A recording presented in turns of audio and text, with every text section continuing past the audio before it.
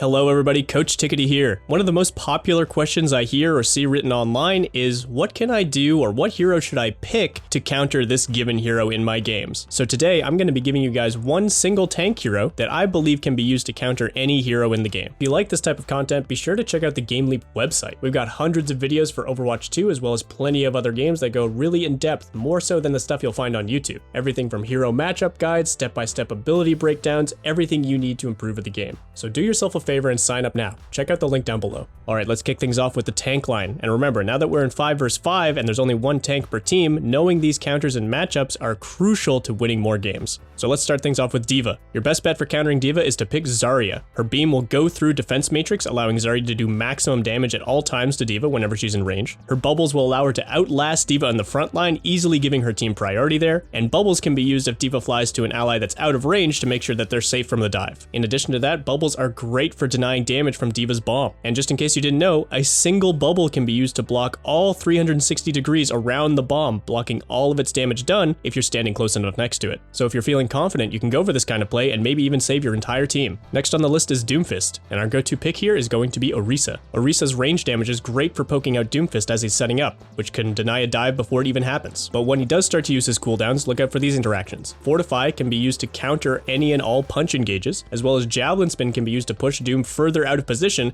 if he engages too deep. On top of all of that, your Energy Javelin is great for interrupting all of Doom's cooldowns and is a guaranteed hit if you time it properly after his ultimate. Just remember to try not to do too much damage to Doom while he's using his power block. While your Energy Javelin can interrupt this cooldown, the damage is applied first, which will often give him a free charge punch, so be careful. Next up is Junker Queen, and our go-to pick here is Roadhog. Roadhog is tankier, has more self-sustain, and will do more consistent damage to Junker Queen as long as you can avoid some of her abilities. This alone should give you a good amount of space in the front line, allowing you to look for hooks on high priority targets. It's really not a bad idea to just hook Junker Queen herself either, since she is relatively squishy for a tank, and she has got an extremely long cooldown on her only defensive ability, her commanding shout. You will of course need to watch out for the anti-healing effects of Junker Queen's rampage, but keep in mind that it can be interrupted with a well-timed hook. Next up is Orisa, and our go-to counter here is Zarya. Zarya's beam allows her to do damage through Orisa's Javelin Spin, potentially pushing her out of position sooner than most tanks, and her bubbles can be used very flexibly, allowing her to outplay Orisa in different ways. You can use bubbles on yourself to outlast Fortify and keep pressure up in the front line, or you can use bubbles on your allies who might be able to get around Orisa and help them pressure backline members. Just keep an eye out for Orisa's cooldowns when looking to use your Graviton Surge, because the Javelin Spin will destroy it, and Fortify allows Orisa to ignore its effects. Next on the list is Ramattra.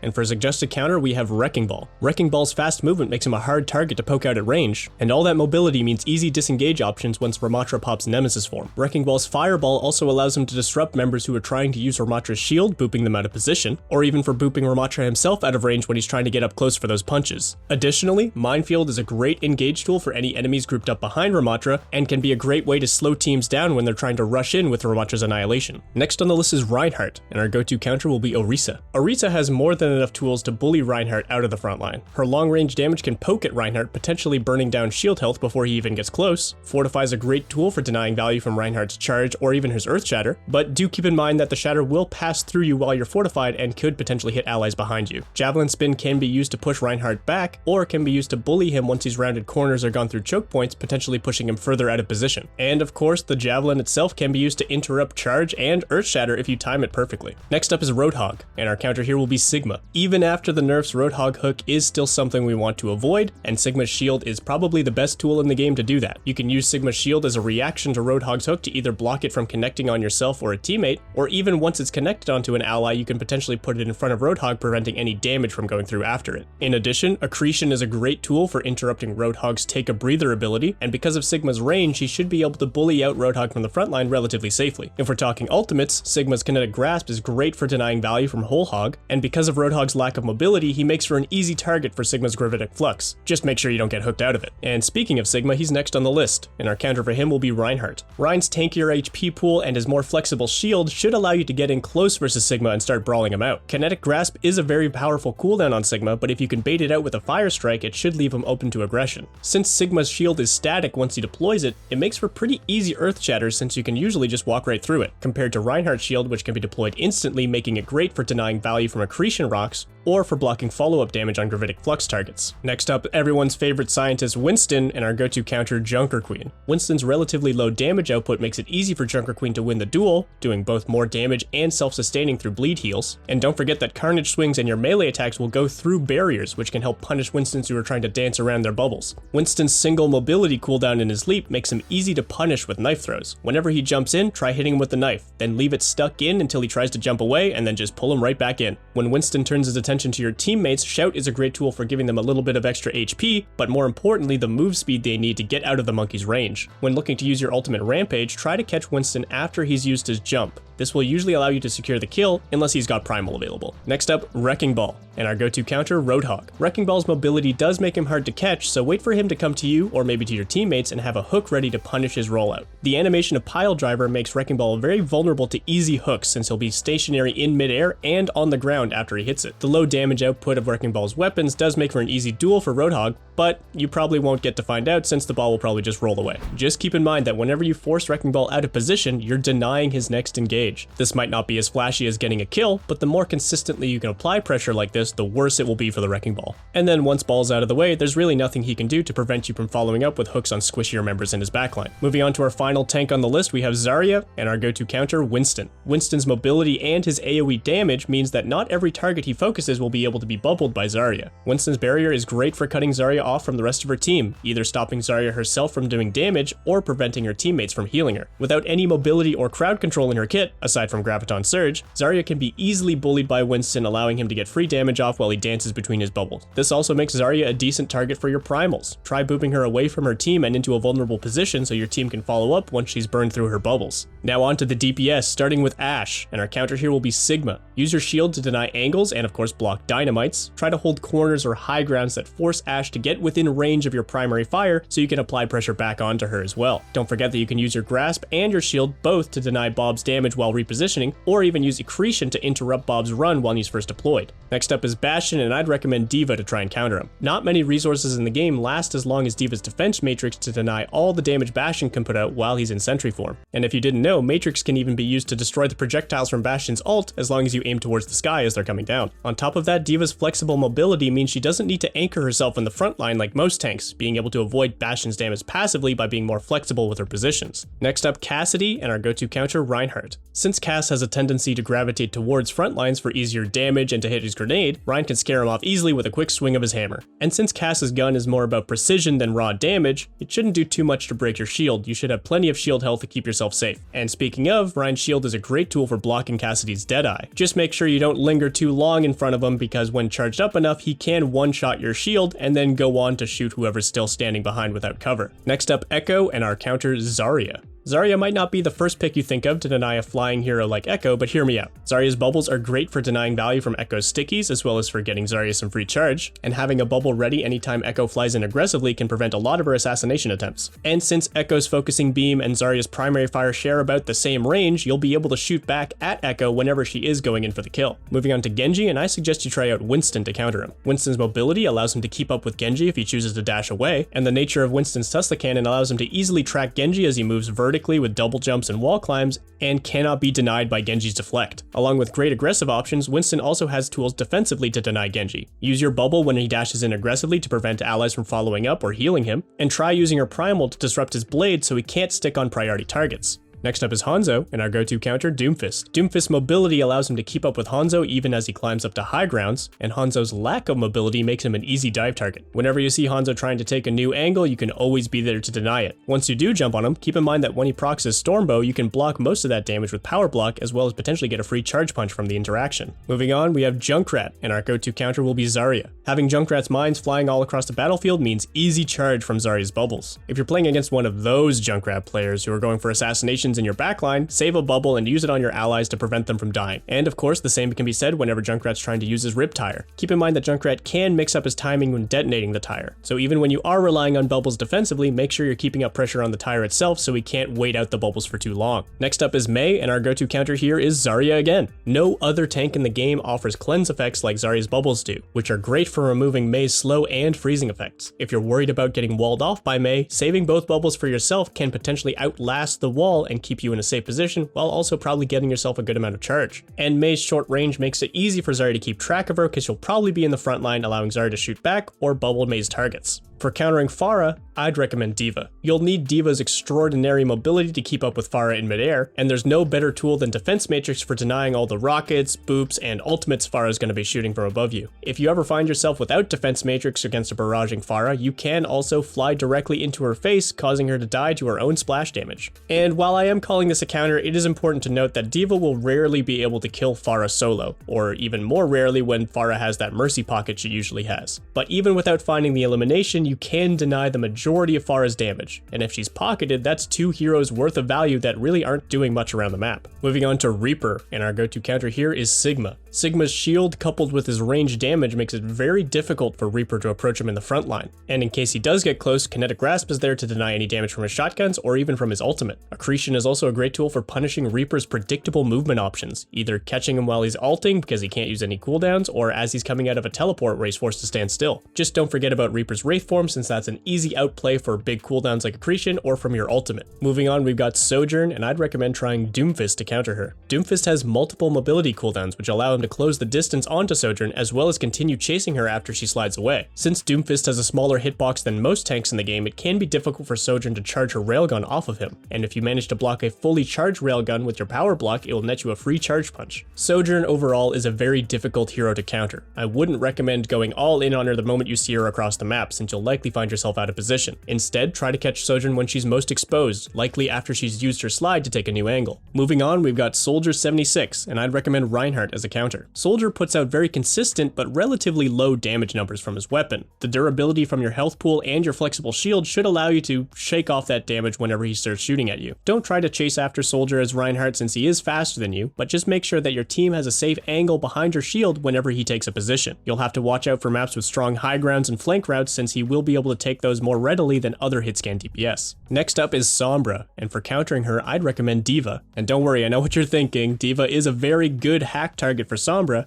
but let's talk about this matchup a little bit. D.Va's unlimited ammo and the spread on her weapons makes her a great spy checker. What this means is you can shoot around the map wildly trying to decloak Sombra as she's running around stealth without any cost to D.Va herself. If you see an ally hacked, you should have the mobility and flexibility of your matrix to cover any follow-up damage, and if you get hacked yourself, since the new hack doesn't last very long, you should have again the mobility to boost away and get yourself to safety, or just start using your matrix to keep yourself safe from any follow-up. Sombra's ultimate EMP is going to be devastating against any hero, but don't forget you still have lots of flexible tools as D.Va. You can still boost around after the hack wears off, Matrix is a great tool again for denying follow-up damage, and if you have your ultimate available, your bomb is a great tool to push back any enemies rushing into the fight after the EMP hits. Next on the DPS list is Symmetra, and here I'm going to recommend Doomfist. Symmetra's lack of mobility again makes her an easy dive target. If you catch her or her teammates trying to use a teleporter, you can line up a fairly easy slam, which will deal damage to multiple targets, as well as break turrets, or look for a punch to put them out of position if that TP is to an important high ground. While fighting Symmetra, it can be difficult for her to keep up with your mobility and allow her to build charge on her primary fire, and when she puts up her ultimate, it doesn't really stop you from finding a punch. Moving on to our next DPS here, we have Torbjorn, and I'm going to recommend Sigma as a counter. Sigma can place his shield to deny damage from Torbjorn himself, or of course from his turret. Sigma has the range damage necessary to poke out turrets from a safe distance, and Torbjorn's lack of mobility again makes him an easy target for Sigma's ultimate. In addition to that, Gravitic Flux can be a great counter to an aggressive Molten Core, since it will take you off the ground, avoiding any damage, and the enemies will likely be grouped up as they try to follow into the teamfight. Next up is Tracer, and I'm going to recommend D.Va to try and counter her. This is another one of our sort of soft counters on the list, since no one in the game can realistically keep up with all of Tracer's mobility. But with the flexible mobility and use of Matrix from D.Va's kit, you should be able to deny any damage opportunities that Tracer finds. You should always be able to react to her going onto a target, and of course even be able to deny her pulse bomb value with Matrix. Marking Tracer like this should make for a very annoying game from the Tracer's point of view, which could lead her to either swapping heroes or making reckless decisions that become punishable. Just keep in mind in this matchup that you don't want to be baited into trying to push Tracer aggressively, especially when she still has cooldowns. And rounding out the DPS, we have Widowmaker, and our go-to counter, Winston. Widowmaker is a very vulnerable dive target, which makes Winston an obvious pick, and keep in mind that Widowmaker's grapple, her only movement ability, takes more than twice as long to come off cooldown compared to Winston's leap. This should allow you to easily outpace Widowmaker in terms of mobility, and if you ever see see her use her grapple, you should always look for the punish to try and get her out of position, if not go for the kill. But if that Widowmaker is just too far away to keep up with, or might put you too out of position to try and chase down,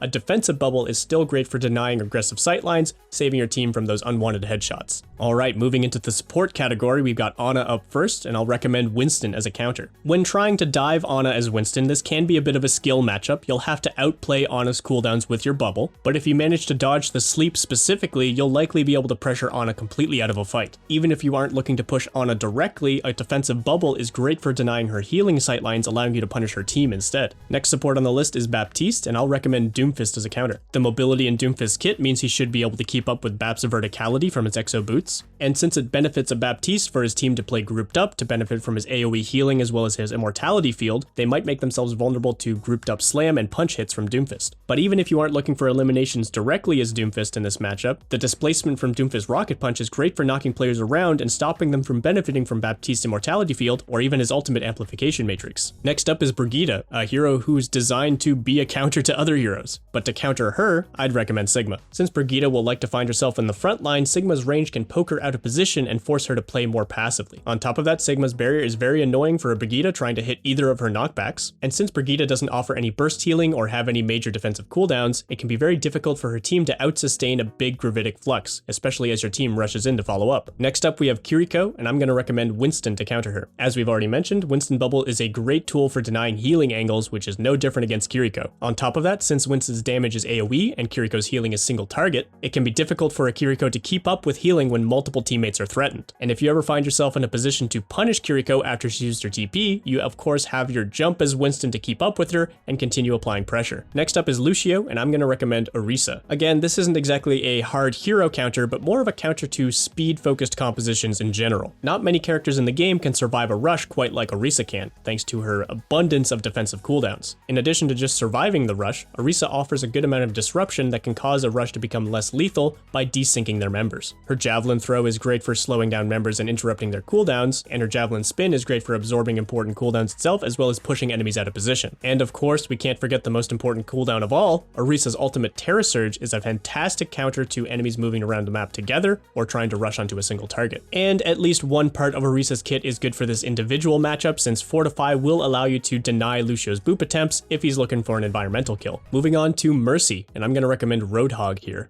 Not many other things in the game will be able to catch a Mercy flying around the entire map better than a well-timed hook. But since Mercy's pocket target is usually the bigger problem, Hog's HP pool and self-heal allows him to approach those targets safely without putting himself in much danger. The sheer amount of damage Roadhog can do with his weapon, as well as landing the hooks or using his ultimate Whole Hog, can make it very difficult for an enemy Mercy to keep up with healing, especially since it's only single target. And don't forget that both your hook, or if necessary your ultimate Whole Hog, are great for denying Mercy's res attempts. Next up is Moira, and I recommend D.Va as a counter. The flexibility of D.Va's defense matrix makes it very easy to deny Moira's value by eating up all of her orbs, both the damage and healing ones. This interaction alone significantly impacts the amount of time it takes for Moira to charge her ultimate. D.Va's mobility also allows her to keep up with Moira after she uses her Fade defensively, potentially securing a kill that no one else could find. But since D.Va doesn't do the most damage in the tank line, don't get too aggressive hunting for Moira, but wait until she's out of cooldowns before pressing the attack.